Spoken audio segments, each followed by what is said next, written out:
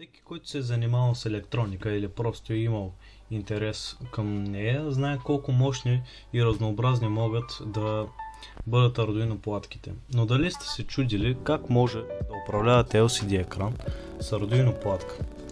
Ето какво може да направите с Arduino Uno. С елементарен 16 на 2 LCD екран и Arduino Uno вие се отправяте в свят на безкрайни възможности. Кодът бързо и лесно превръща този дисплей в интерактивен показател на информация. Тук съм сложил два потенциометъра, с които може да регулирате контраста на текста и контраста на самия фон. Така да го обясня. Ето така се вижда най-добре, но за мен е нещо от сорта на ето това, когато не става дума за камера.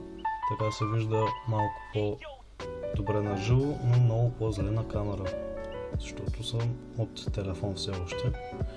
Така, LCD дисплеите са невероятни енергийно ефективни компоненти, с които са основа в множество електронни устройства. С Arduino Uno и малко креативност вие също може да се потопите в този свят на визуални възможности.